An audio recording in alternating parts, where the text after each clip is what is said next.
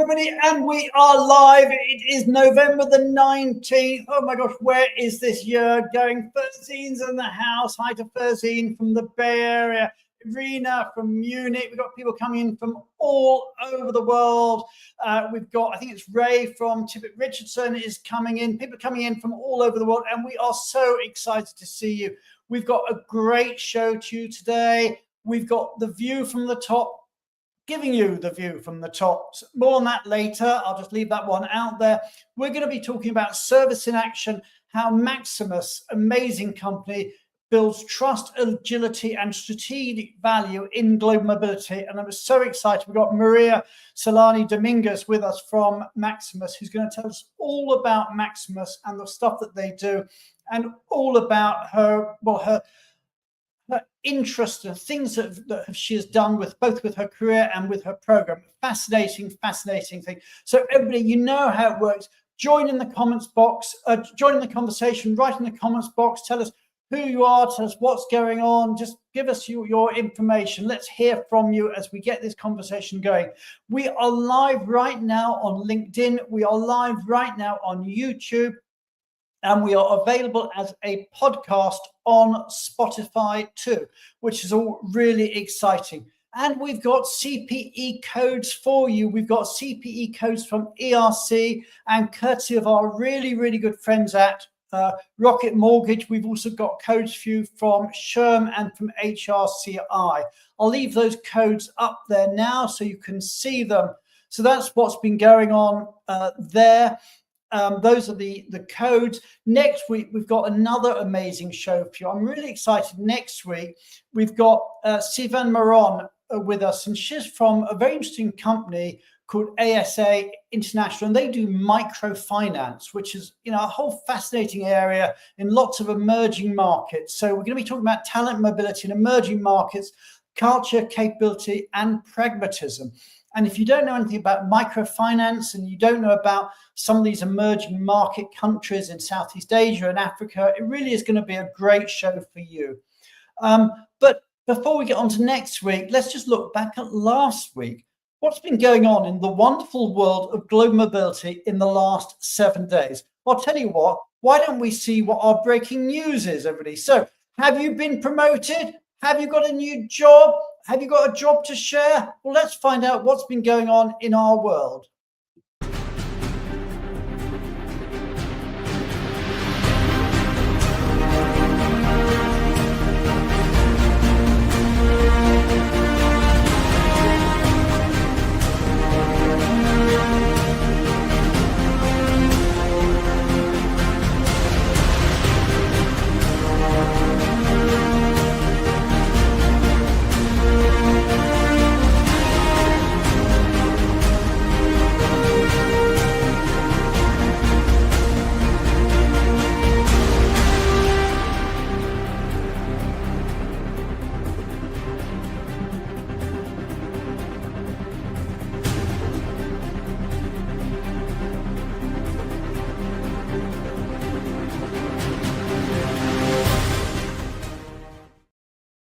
So there we have it. Congratulations to everyone who's been promoted, everyone who's got a new job. And if you are looking, there's loads of jobs out there. Now, if you've got some news you want to share next week, again, drop us a message and we'll do whatever we can to publicize your promotion or your new job. And if you've got a job, a role you want to fill, again, let us know and we'll do whatever we can to promote that.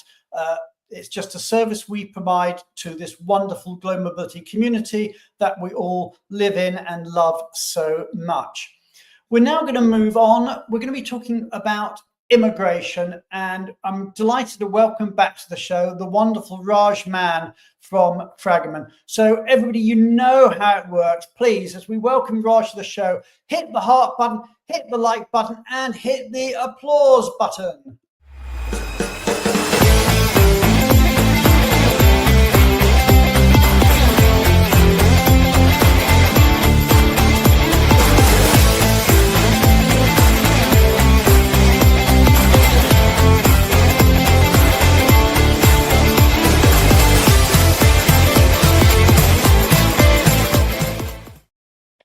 Hey, Raj. Raj, good to see you. And it's just Hi, the other Brian. day we met up in real life, which was We nice did. too. We did. It's great this time of year when we we meet up at events. But yes, great. Thank you so much for the introduction, what's been going on in immigration world?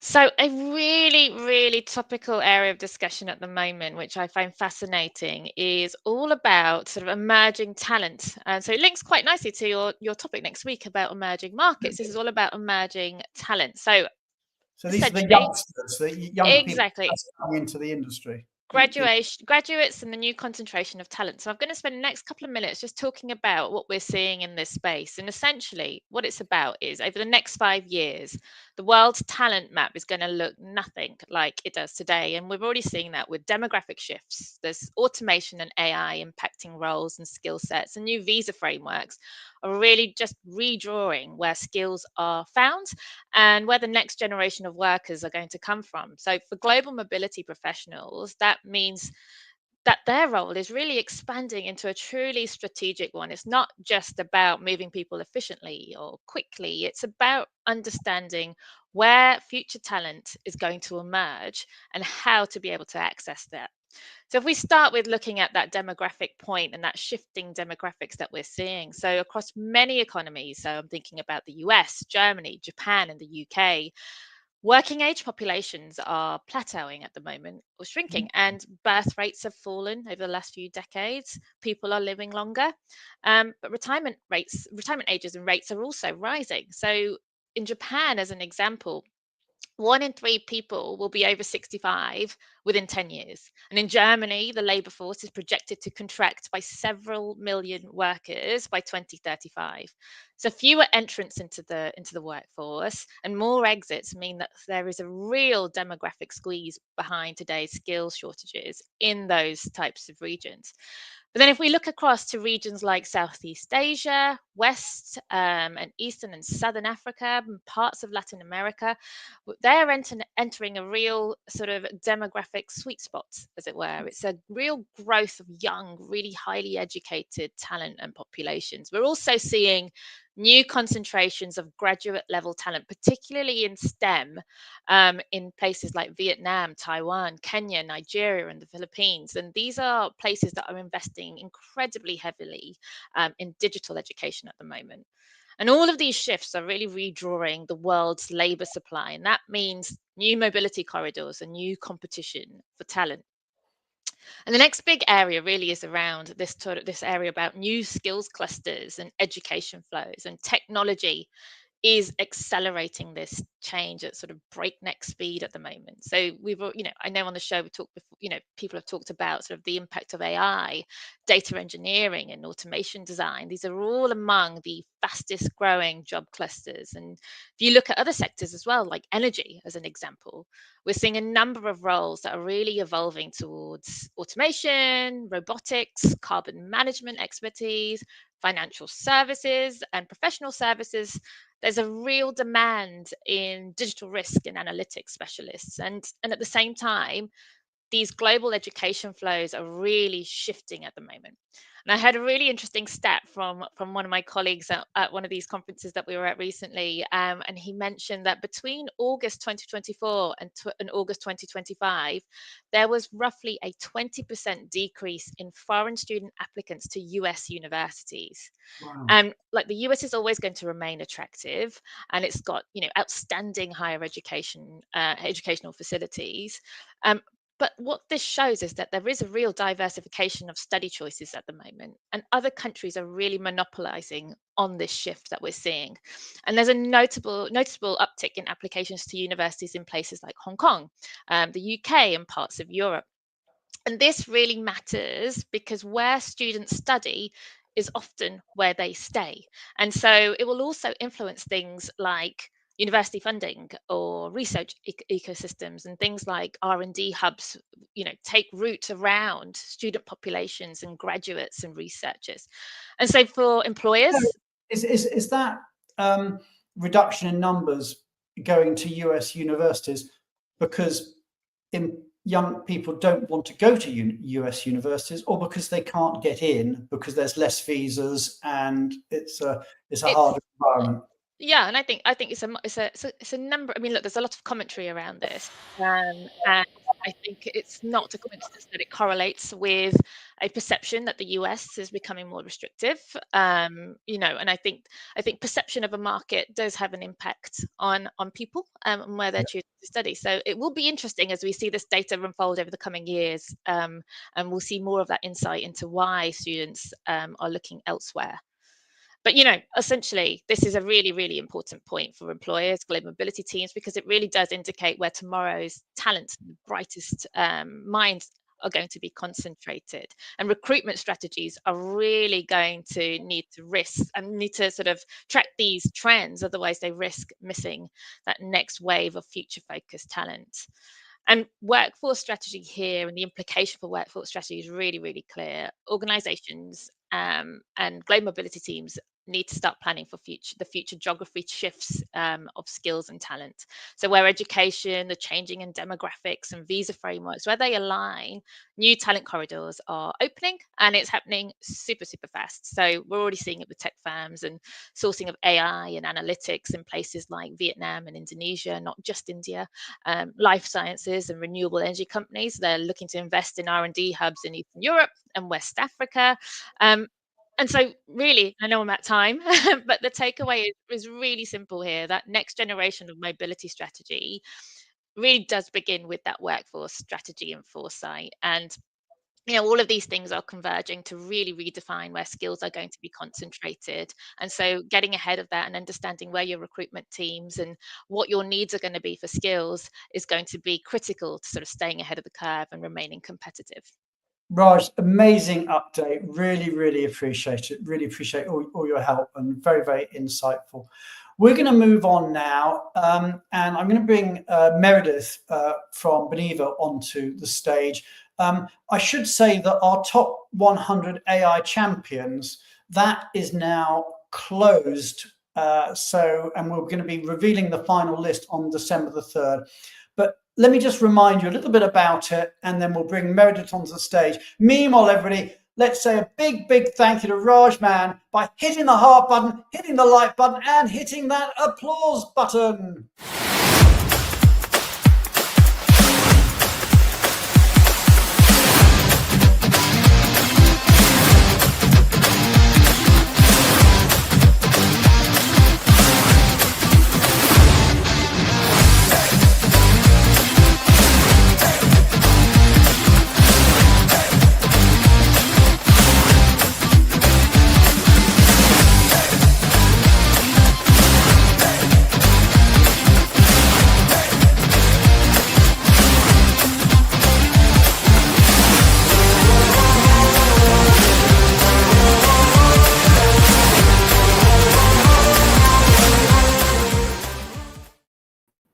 Hey, Meredith. How are you? Brian, I'm great. Oh my gosh. Hey, everybody out there. We're so glad you joined us. So what's new? Tell us your news. Oh my gosh. Okay, well, let's see. Well, we just came off at WERC. That seems like now forever ago, right? I think it's been 3 weeks. Yeah. But otherwise, yeah, I mean, everything just seems to be, going so quick. We've got the holidays coming up soon. For us here in the US, we have our Thanksgiving holiday next week. I'm not really sure how many people will be working. Yeah, it's coming up next week. Gosh, it all comes up so quick. So, I mean, you mentioned actually a couple of things I do want to mention is that the top 100, if you've been nominated, you should be getting an email to tell you you've been nominated. That doesn't mean you've actually made the final list. It just means that you have been nominated. So do check your emails. If you have been nominated, then feel free to post about it on LinkedIn. And the final top 100, and sadly there can only ever be 100 in a top 100. That list will be out on December the 3rd. But Meredith, you were at ERC, and as I'm hearing it, you did an Ignite session, and it went down a bit of a wow. So tell us a bit about your Ignite session. Yeah, I did. So Ben Heller, he's kind of headed this up for WERC for a number of years. And he had actually, thrown out a post on LinkedIn. I was like, oh, okay, I've seen some amazing, incredible professionals do, these Ignite sessions. And I was But like, yes, for those of us who maybe don't know, what is an Ignite session? Just explain the concept. oh, yes. If you don't know what it is, basically you have a topic and you have 5 minutes. And in that 5 minutes, you have 20 to 21 slides that are rotated every 15 seconds. So you have to be extremely precise and you have to consolidate what you're saying, basically word count wise, less than 600 words.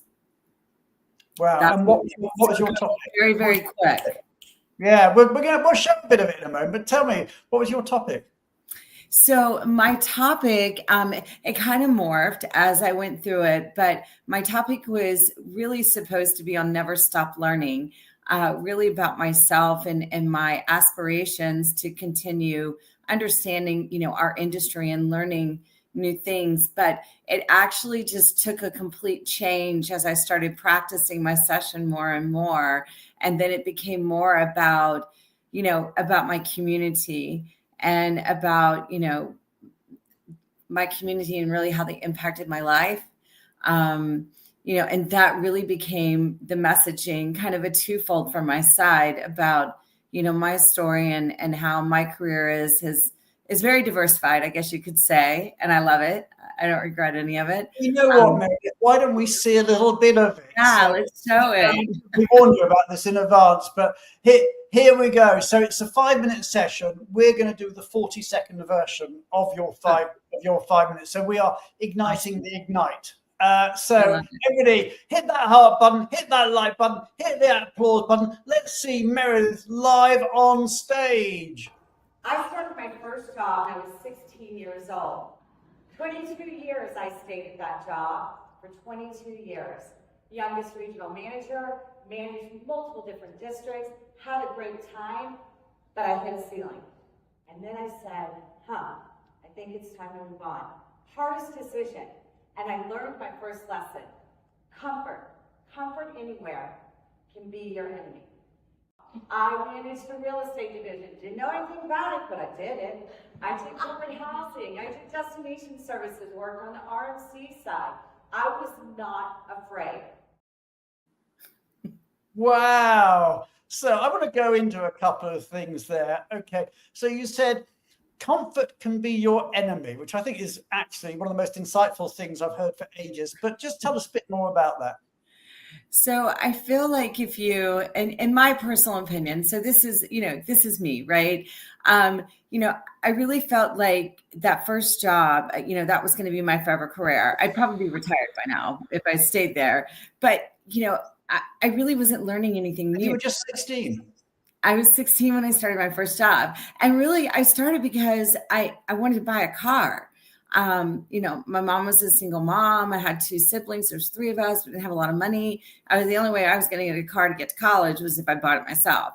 So, that was really my inspiration. But it was really about, learning about those goals. So it was manifesting what you were wanting, learning about those goals. And so it really just was like, it was time to move on. Like I'd been there so long. I felt like I'd done everything, nothing was exciting or new or different. And then all of a sudden it was just like, when I decided to fly, I've never stopped flying. So I kept going that whole time. You meant that metaphorically as well as metaphorically, yes. As well as, in the real world. And the other line you said, which I thought was great, you said, you ended up with saying, I was not afraid.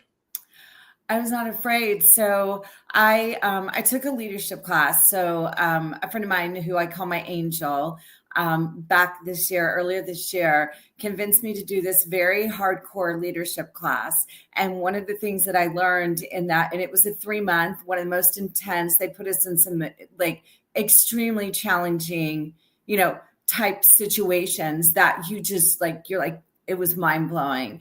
But I learned that, leaders, they're not afraid, and it's okay to fail. And from failing is how you become stronger and how you learn to really deal with different situations. So not being afraid to try new things or do something different or take on challenges, like managing a real estate division. I didn't know anything about real estate. I was like, I can do this. And I did. And I got my real estate license and I learned a lot. And I'm like, wow, okay. All right, that's good. Done. Check. Let's move. So that's what that was about. You can't be afraid. You can't let fear hold you back from, living your dreams and aspiring to be, someone greater, bigger, or whatever that looks like within your own personal, realm.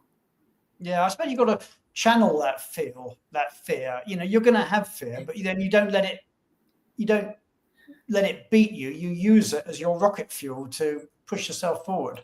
Exactly. And that curiosity, and I know we'll hear a little bit about that as well later on from our next speakers coming up, but that curiosity and that hunger to know, what is this? What does this mean? And how is that impacting, in our industry? And I think it just never stopped, and it still hasn't stopped.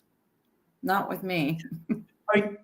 Meredith, that was amazing. That was very sort of insightful. It was very inspirational what you said. Especially, I just love that phrase. Comfort can be your enemy. I'm going to put that in front of my wall at some point when I'm looking at my, my desk or something. Comfort can be your enemy. That's great line. We're going to move on because time can be my enemy, I'm afraid, on this show. I understand. We are going to move on. We've got waiting backstage. The amazing, the inspirational Maria Dominguez from Maximus. We're going to hear her story. And it's a fascinating story, and we are all going to love it. So if you know how it works, let's say a big, big thank you to Meredith Morris and a welcome to our stage to Maria Dominguez. Let's do it.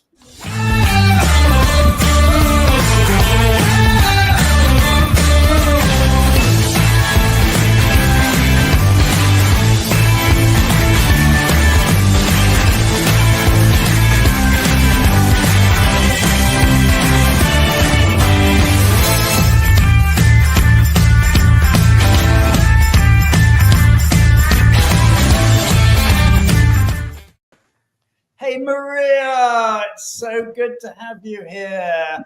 And where in the world are you today? Austin, Texas. Cool. We're going to be talking a lot about some things that I know inform your life and your career. We're going to be talking about action, agility, above all, maybe heart. We're going to be talking we've got a case study about how your team turned uncertainty into a real case study, a real example of a bit of caring for employees. We've got a lot to talk about, and we're going to get into that. And also I want to find out a bit about you and your career, your background. But let's just start off. People may or may not have heard of Maximus. I know actually as a company, it's pretty well established, but it's not necessarily always a household name around the world. So tell us a bit about Maximus, the company. Yes, we're a big company that very few people have heard of. Yeah.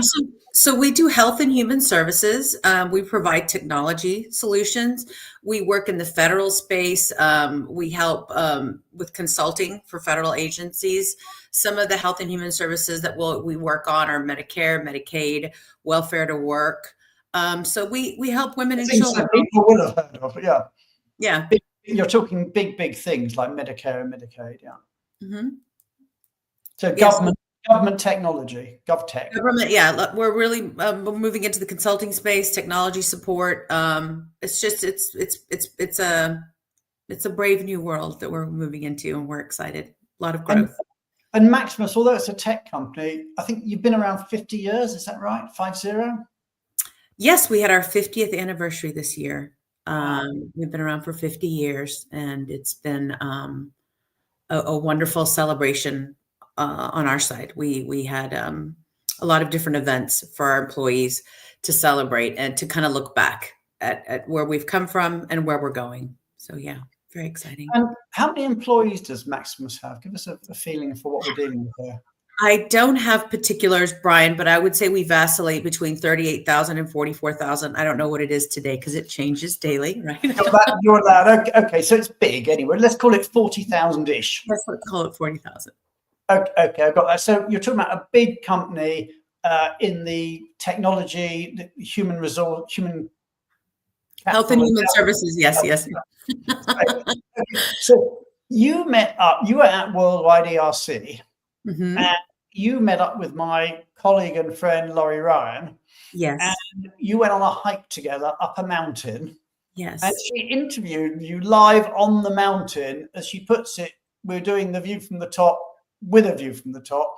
So we're going to show just a little clip of that interview, and then maybe we'll use that as a base to dive in. But this sets the scene a bit about yourself and how you got into this wonderful world of global mobility. So let's have a look at this, and big shout out to Laurie Ryan for organizing this too. So here we go, everybody. Let's run that video. Here we are. Hello, view from the top. Look where we are. Yes. Recorded for the view from the top, with a view from the top. What I loved hearing about how you got into global mobility in this space. Sure.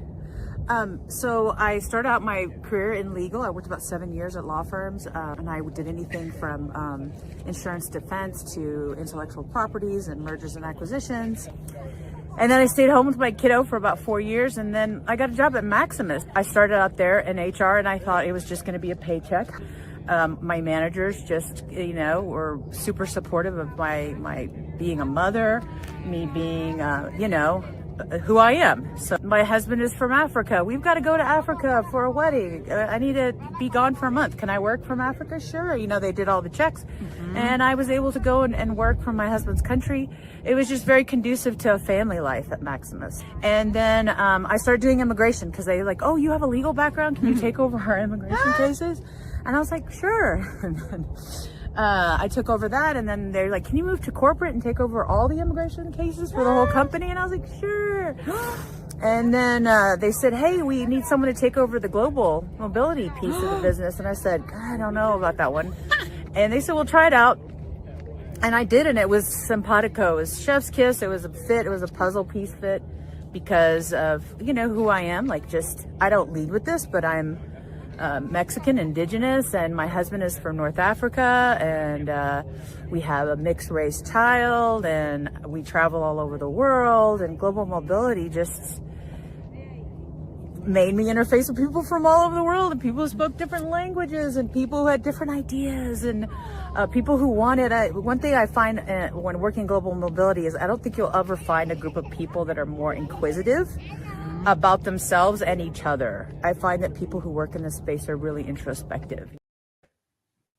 I love that, Maria. So, great. And it looks like you're having a great day out there. It was magical. I think you described it not so much as a mountain, more as a generous hill. Yes, it was. It was a very generous hill, but it was exciting nonetheless. Yeah. So anyway, there's a couple of things that came out of that, Maria. First of all, I just love your attitude there, that big smile that comes over your face and say, sure, I can do it.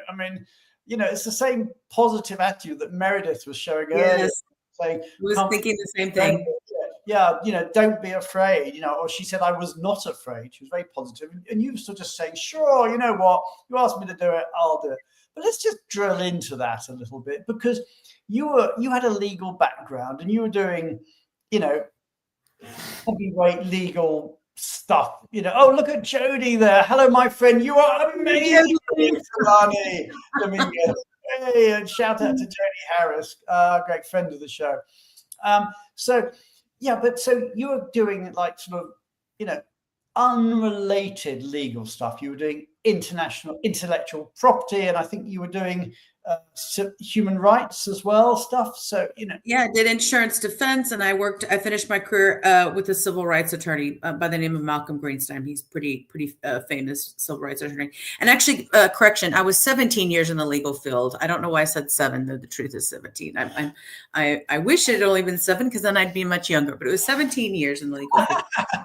Yeah, I had not done immigration. But yeah, I jumped into it. And when Meredith was saying that, I was thinking the same thing. It's like, yeah, let me try this out and see where it goes. Yeah, you had a career that was sort of, that was curving its way around, sort of, not flip-flopping is not the right word, but it was sort of like, it was going from one area to another. It wasn't a straight line. And I love careers like that. I mean, that's fantastic. We actually had somebody on the show a while ago with a whole show specifically on those sorts of, bendy careers where they sort of go between different areas. But let's just look at it a bit. I mean, you had a legal background turned global mobility. What is it about that legal mindset that actually helps you today in your work? Oh, how long do we have? Attention to detail, a commitment to excellence. All the lawyers I worked under, I went through the whole thing of draft a letter and have it torn apart, draft it again, tear it apart.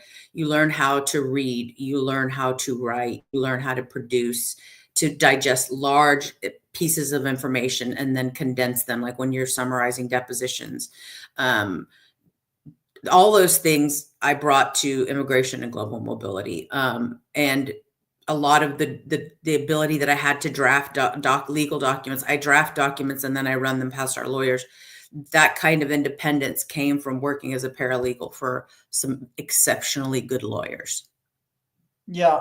Okay. So the legal training gave you a bit of sort of, focus, and it was sort of, so that's very much, if you like, what I call the hard side of mobility, the statutory side, the knowing the rules and regulations. Yes. The other side of that is the empathy side, the people side. And that's one of the interesting things about mobility, is it marries, if you like, the hard skill of knowing statutory stuff, and the soft skill of knowing what to do in certain circumstances. So you're marrying those two. So from you, coming from the legal, was that a refreshing change, getting into, if you like, some of the softer side, the people side of mobility?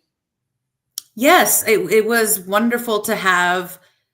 I would go, when I worked for a law firm, I may go to another city. I may go to New York City and spend the whole time in the ballroom organizing documents to give to a courier to take them to court. So I never left the ballroom. So that was it was an isolating, very intellectually focused job, to go from that to dealing with employees on a daily basis, especially now that we have Teams and video calls. It's been a wonderful, wonderful change and an opportunity for me to really hone my soft skills and to further my own introspective development as a person. And when you have so many interactions with a vendor, with an employee, with a coworker, with a manager, with your team, that gives you so many opportunities at the end of the day to go, okay, here's all the ways I did good, and here are all the ways I could have done so much better. And that, day by day, I do this to hone your skills. Yeah, amazing. And I mean, another point there, which I found quite interesting, was you said that people in mobility are very inquisitive. Yes. So said some of them are some of the most introspective professionals you've met. I mean, I always ask myself that question all day, whether I'm introspective. Yeah. I'd like to question myself. But what is it? I mean, joking aside, what do you think draws those types of people to this work? Well, I was going to say Jody is one of the people I thought of when I said that. I think it's a natural fit if you are inquisitive and curious about the world. Those kids that were, I'm going to date myself here again. I'm turning 55 this year. If you're one of those rubbish, you're not there at 35. I'm not accepting. And I'm proud. But no, we had Encyclopedia Britannica at my house, and I was obsessed with them, and I went through them, and I wanted to know. And then I got a subscription to National Geographic, and I wanted to learn about the different cultures and the countries and the food they ate and all the nature and the flora and the fauna. I feel like this profession draws in people who are curious. And when I say self-introspective, I cannot tell you how many times I've worked with people in global mobility, whether it is a simple reload that they're talking to me about or something really complicated with mergers and acquisitions, and they're trying to prepare their team for a big acquisition. What I hear again and again and again is Could we have done this better? How can we cater and bespoke our service to this group? If we're acquiring a company in India, okay, how are we being culturally appropriate? How are we making sure that the moves, the transitions are smooth for those families and resonate with those families culturally? And that is something that if you don't have it when you get into this space, you're going to learn it, because the depth and the variety and diversity of people that you deal with is undeniable. And we cannot be the same person to everyone we meet. And that is something that I think is like a superpower of a lot of global mobility people, is that they're curious and they're wanting to like really look inside themselves and see how do I fit into this? So we're a curious bunch of people. Yes, we mean that in the nicest possible. Yes. Yeah, absolutely. So let's go on in the conversation you had with Laurie, because we'll see the next clip. It's actually very interesting, some of the stuff that came out of it. So everybody, pay attention to this clip, and then we'll follow up about it in a minute.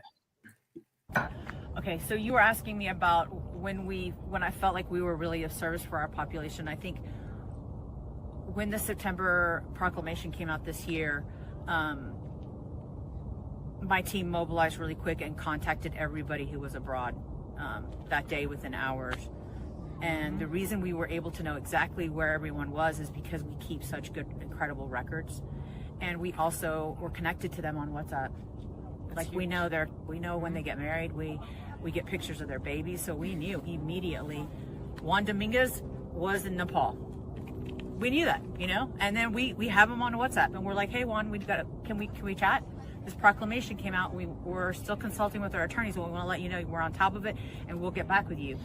And that was a moment where, I don't know, I would give my team all the credit for that. My team, nobody said it's Saturday. Everybody was like, what can I do? And it's, once again, it's that employee-centric attitude that my team has, is we're here because of these people. And so we've kept that at the forefront of our minds, and we're here to serve you. And my team finds satisfaction in being this person, that point of like, I'm your safe space. I'm here to help you. So that the September Proclamation, that was the H-1B thing with the increase in the fees, and did you have to pay the fees, and people were stuck.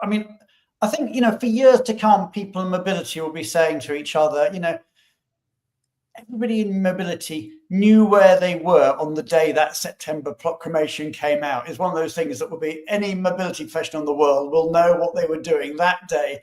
So tell me about it. When you first heard the news, where were you? What happened? And what was your immediate reaction when this news suddenly broke? It was Saturday morning. I had gone to bed early that Friday night. And I was immediately like, okay, let's go. It's go time, calling my team. And all kudos to my team, because they were incredible and keep incredible records of where the locations of all our foreign nationals were. My legal team, Chuck Tieski, by the way, the Tieski legal team. So that I was not shocked.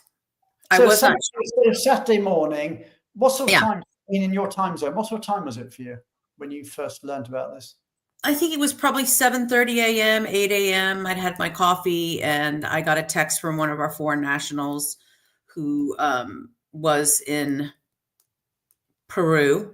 It was a trip of his lifetime. And he said, hey, have you heard about what's going on? And I immediately got onto my phone, saw what was going on, and then just kind of got into action about contacting my team and looking at everyone, contacting that foreign national, letting him know, thank you so much for letting me know. I'm going to let's just go into that. And out in the audience, I'll be interested to know, let us know, where were you when you first Where were you? when the news broke, Yes. Let's do that. It's one of those moments in life. Yes. So, okay, so the news broke. You got the news. You got that WhatsApp from your colleague in Peru. Mm-hmm. Other people might have got it earlier or later, but that's when you got it. Okay. Now, I'm guessing it was Saturday morning. Did you have plans for the day? I know you got you've got a husband and Yes, I had thrifting plans, but that I didn't even think about. I was just like, let's just make sure that our people are safe. Duty of care. People are safe. And that they're informed, that they know what they need to do, what they shouldn't do. I knew just because I didn't read the proclamation in full disclosure. I was in go mode, called our attorney and said, hey, just give me the high points. What am I looking at here? I didn't actually read the proclamation until the dust had settled and we had contacted everyone. That's their job. Yeah. Your job is to calm people down. And so, our attorney just said to tell everyone to stay put. And so that's kind of what we did initially. And then he said, we need to get everyone home. And so, and talking to other global mobility professionals, I've heard different things. I've heard that their legal teams told everyone to stay where they put. Some people said everyone come home, but we made the decision. We had 3 foreign nationals and we made the decision to ask them to come home. That were abroad. We had more that were abroad, but those were the specific ones that we were concerned about. And of course, as we know, that the situation was dynamic and it morphed into them not actually needing to come home. But at the time, the proclamation was unclear as to what the penalty would be. And our legal team thought better to stay on the conservative side and potentially save the company hundreds of thousands of dollars. And so, that was just something. One of the things that we had talked about on that I wanted to mention was how our team was incredible, contacted everyone within, we had everything kind of settled in a couple of hours, which is incredible when you think about time differences, people abroad, our content, our metrics were good. We knew where people were. We had a WhatsApp group, didn't you? Yep. And so my team members, all of my team members, but specifically Liz Alarcon, contacts our foreign nationals because she does their border crossing letters and says, hey, are you there? Did you get there okay? Hey, are you're coming back tomorrow? Is everything good? How are the kids? And her and Nilofer have very, very close personal relationships with the foreign nationals. Like I said, they know when babies are born, weddings are happening. So we could have that personal connection with our foreign nationals. And I felt afterwards we had done an incredible job. I was so proud of my team. But we got some feedback from a foreign national that said, in the interim, while we were waiting, we were kind of in the dark. We didn't know what was going on. And that was when we were going to make our we had secured all the people. And now we had to make an official statement. And so I had drafted something, sent it to our immigration attorney. He approved it. And then it had to go to our Maximus corporate attorneys. And they needed to approve it before we made the announcement. And in that day and a half time, our foreign nationals were waiting for something. And that was mentioned on one of our calls, because we do monthly calls where we have a town hall with our attorney and our foreign nationals can ask questions and kind of just get updates, kind of like a little bit like what you have. Yeah. And my first reaction was my ego. We're amazing. How could you say this? But when I talked to my team about it, talking about introspection, it was like, okay, we know this foreign national is super intelligent, kind, and reasonable. So this person is saying this for a reason. What can we take from this? There is something to take from this. And what it is what we could have done better is, as soon as it happened, we could have said, we know what's going on. We will have something for you very soon. Rest assured, we're working on it. And so that has been placed into our processes, is when these proclamations, declarations, whatever the executive orders come out, is we're going to have an immediate response to them, letting them know that we are looking into it, we're researching it, we're working on it, and we will have something soon for them. So it's going, I know we're going to talk about this in the future, just like being open to feedback, being open to it. And if the person coming to you with the feedback is a reasonable, logical person, it's really worth it to you as a global mobility immigration provider to listen to them and to try and glean that information from them to make your service better. Yeah, because we don't know what emergency is going to happen next. Right. But we do know that there's going to be an emergency. It's going to be a visa ban, or it's going to be some natural disaster, or it's going to be some geopolitical conflict. But we know, as they say, shit happens. We know something's going to something's going to happen somewhere. So it's a question of being ready for it, and and saying we don't know what it is, but we have got a contingency. So is that what's come out of it from your point of view? You've sort of got more thinking about the contingency planning that you're going to do. Yes, I mean, that definitely came out of it. Like going back to introspection, going back to taking your ego out of it and really looking at your customer. That's probably what, and also what I got out of it is that my team is amazing and they can mobilize quickly and they're rooted in service, not just for the paycheck, not for the bonus.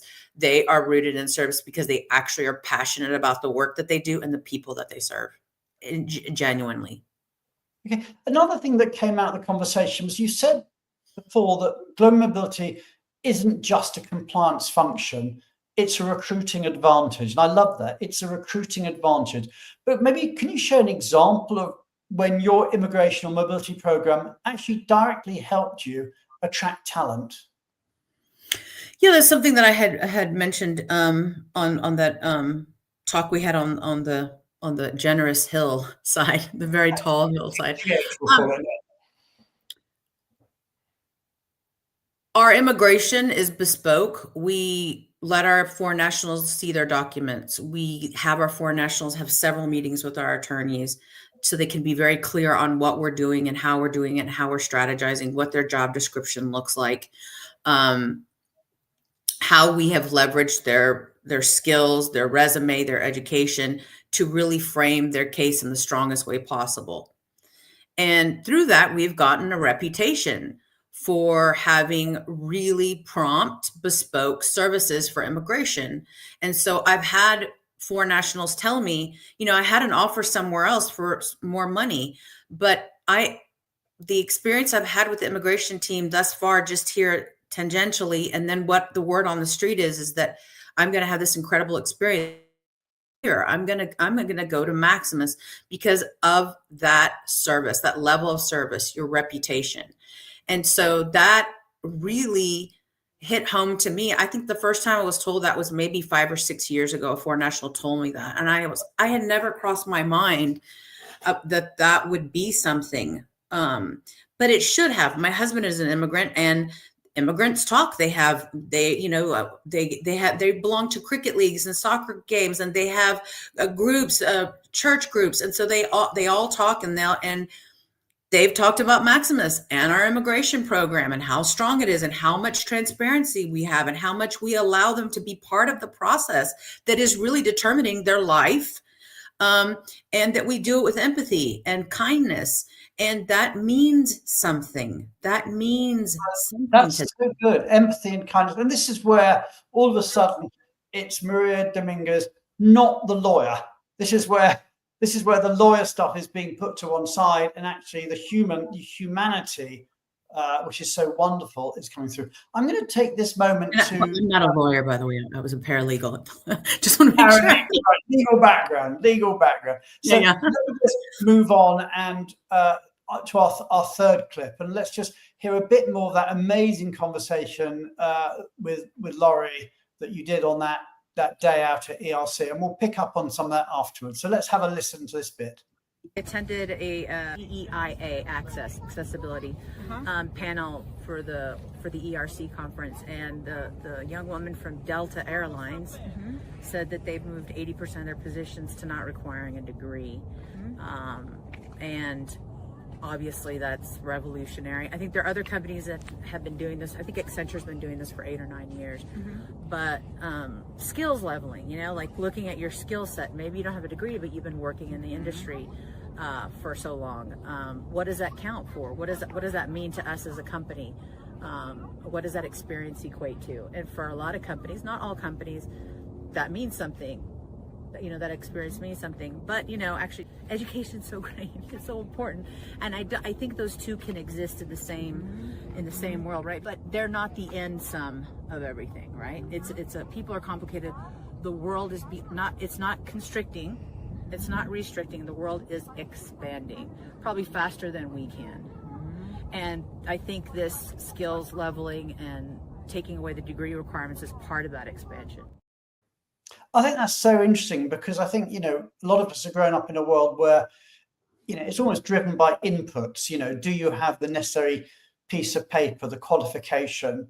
And actually now we're moving to a world that's much more based on outputs, i.e. can you do the job, rather than do you have the piece of paper? And, you talked about, I think it's a really powerful perspective. You talked about skill-based hiring. And I think that is aligned with talent mobility trends. So my question for you is this: how does skill-based hiring impact the kind of employees that you're moving and supporting globally? I mean, how's that coming out in reality, this concept of skills-based hiring? I have not seen it in the global mobility space and immigration space yet. It is something that my company is launching in certain in roles that are allowed for that to happen. Yeah. It's definitely something that my company is embracing. I have not seen that in my sector, but I see the future. And it's very conflictual, right? Because I don't want to undervalue education. My son is going to college right now. I'm actually going to college too, because I'm helping him study so much. But I feel like that is such an important component. And I am part of the generation where I did not have internet. We had dial-up. I read actual physical books with pages. I went to libraries. I love the smell of books. I love the idea of writing actually with a pen. We're not there anymore. And it's the event horizon has happened. It's not coming, it's happened. And so part of this change. Okay, that's great. So yeah, so AI is not coming, it's happened. I mean, obviously more to come, but the revolution has started. Yeah. Yes. And so I can take everything from the past and look at that, and it's beautiful and romanticize it. But the truth is, today I'm on Copilot. Today, I would look at someone who has maybe 15 years of experience in global mobility and someone with a college degree. And if my manager and our business allowed it, I may hire that person that had 15 years of experience, maybe because we're going to be moving into business in Africa and they specialize. They've done relocations and global mobility compliance in Africa. So we're really looking at what does the business need and how can I meet that need? Who's going to meet that need? Who do I not have to bring up to speed? Who's already there? And every situation will be different and every candidate will be looked at different. I think there's plenty to eat and everyone will have a place at the table. But I think we are going to have a shifting of that table and who's sitting where and at what times we're going to have those seats available for people. Do you think mobility in and of itself is something that is a skill that people should get? I mean, I don't mean running mobility. I mean, being the people being transferred, giving them the global experience that replaces maybe more traditional credentials, that people ought to be moved around the organizations from location to location to build their global expertise. Yes. I mean, there are costs. Right. Yeah. There are costs. Like we've seen some great success at Maximus with rotational programs, but there's cost and operational challenges to that. And it's like anything else. Once it becomes an organizational habit, then things, the continuity is not disrupted. But with all new things that can cause some disruption to continuity. But yes, I think opportunities. My team, everyone on my team has family outside of the country and they travel globally. And that has given my team an edge. Because when somebody is stranded somewhere, we maybe have been in that airport. We've been to Heathrow. Yeah. Matt got the t-shirt. Yeah. Yes. Yeah, exactly. Or we've been a woman traveling internationally alone, and we know what that's like to have all your bags and your purse, and then you've got to go ask a question. How do I take everything with me? There's all kinds of scenarios. And when you have that kind of experience, real life experience, like someone on my team went through the immigration process. So she is extremely sensitive to our foreign nationals going through immigration process because she's gone through it. She's crossed borders and had to present papers and been scared and had small children. And so Yes, that is so important. I don't know if all organizations have the kind of finances or can disrupt their organization continuity to do it, but it'll be exciting to see if that's going to be something of the future, is really moving people around. Okay, we've only got a few minutes left, but a couple of questions I do want to ask you whilst we've still got time. The first one is that you do allow people at Maximus to work abroad for up to 60 days, which is pretty progressive, actually. How does that work? How do you balance the flexibility with compliance and security and effective management of the business? How do you manage that work from anywhere policy? We have a very clear path to that, and we try to share that with our employees. We're very transparent about what's going to happen and what we're going to have to look. What are the hoops that have to be jumped through in order for you to go and do this for personal reasons, so that they know from the very beginning what it is. We're going to be looking at privacy. Are you accessing live environments? Are you accessing personal information? Okay, because that can't happen when you're abroad. There are workarounds. Sometimes the manager will say, okay, they work in these environments and we'll shut those down while they're gone. And they're going to work on some other things. Sometimes they'll work on something, upload it to the state's website, and then our engineers here will upload it, so that we're not in any way breaking any kind of compliance or duty of care to our clients. We look at security. There are certain countries that have higher cyber risks. And so that doesn't mean we're not going to allow people to work abroad from there, but our security team is going to want to know a whole lot about that, where they're going, when they're going to be, where they're going to be. Okay. And last question, and we've got just a couple of minutes left, so I need a quick answer here, but it's a hard question though. Okay, people have listened to your story. No doubt they've been really inspired by it. It's been an amazing story. What are the top, I'll say three, it doesn't have to be three, the top three things you want people to take, global mobility leaders to take away from your story? What are the key messages you want to leave people with? Be yourself. Be yourself. The things you fear, the things that maybe make you feel like you're lesser are actually your superpowers. Be vulnerable and be yourself. Share the stories like we were talking about. I'm going through menopause. I share it. I'm not going to be shamed in corporate America about aging. I bring a lot of experience and talent and knowledge to the table. And I've ascended to a tribal leader. I am a senior leader, and I'm here to support the younger talent that's coming up, and they can learn from my mistakes. The only way they can learn from them is if I share them. If I share my vulnerabilities, where I've gone wrong, what I've done that I could have done better. So that is, be yourself, be authentic, be real, be vulnerable. It will open doors, not close them. Be open to feedback. Leave your ego at the door. Really listen to your clients. What are they telling you? Listen to the people who report to you. What do they want? You want to keep the talent that you have, and you want to get new talent. And you can't do that unless you're listening to people, really listening to what they want. And sometimes they're not going to tell you. You have to ask them, because they're not going to feel like they can tell you. So feedback. And stay curious. Keep learning. Don't get caught up in the day-to-day weeds and then forget about networking. I'm going to call you later, Jody. Network. Go to the conferences. Get online. Go to the webinars. Meet with some new vendors. You may be happy with your current vendor, but you don't know what's out there if you don't know what's out there. So don't get caught in the day-to-day. Stay curious. Keep learning. And it doesn't always have to be a certification. It could just be a phone call to someone who does what you do at another company. Maria Celani Dominguez, you have been amazing. Let's bring you back onto stage. Right Maria, back at you. We've got Raj, and of course we've got our wonderful producer, Tally. It was an amazing conversation today. Duty of care and caring matters. We are back again next week, where we're going to be talking about microfinance. We're going to be talking about talent mobility in emerging markets, culture, capability, and pragmatism.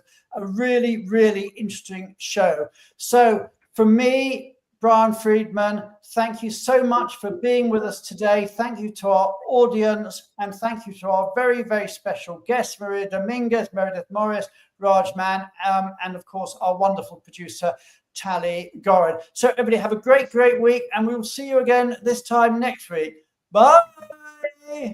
Bye.